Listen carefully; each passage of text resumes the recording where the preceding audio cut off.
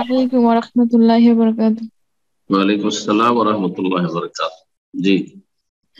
যে আমার প্রশ্ন ছিল, আমি ঢাকা থেকে বলছিলাম, ঢাকা বলুন। ক্যান্টনমেন্ট। জি। আমার প্রশ্ন ছিল যে আমাদের কিশোরগঞ্জ একটা পাগলা মসজিদ আছে।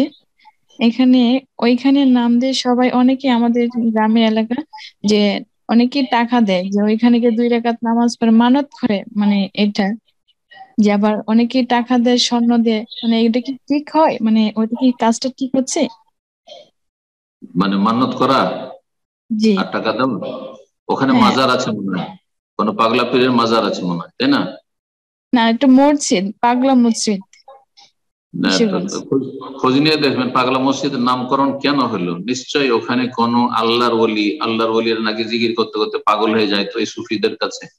তো সেই পাগলের কবর টবর মাজার আছে আশেপাশে, সেখান থেকে নামকরণ হয়েছে পাগলা মসজিদ। অথবা ধরেন মসজিদই আছে কিন্তু সেখান সেই মসজিদের নামে মান্যত করলে, সে পাগলা মসজিদের নামে মান্যত করলে আমার মনস্কামনা পূরণ হবে, সেই জন্য মানত টানত করে থাকে, তাহলে সেটা শিরকি আস্তানা। শিরকি আস্তানা, তাহলে সেখানে যাওয়া যাবে না এবং সেখানে সালাত আদায় করা যাবে। জি।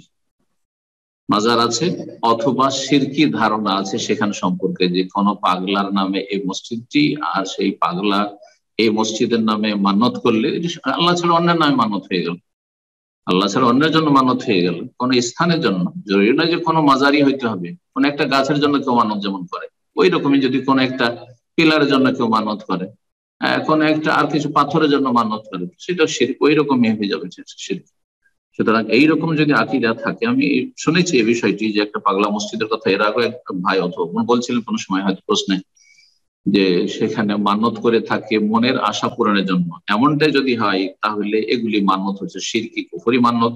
ইমান ইসলাম ভঙ্গ হয়ে যায়, নষ্ট হয়ে যায়, মানুষ কাফের হয়ে যায়, মুশরিক হয়ে যায়, যার ফলে সেখানে অবস্থান করা বা সেখানে ইবাদতে যাওয়া, সেখানে সালাত আদায় করা জায়েজ হবে না। আল্লাহু আ'লাম।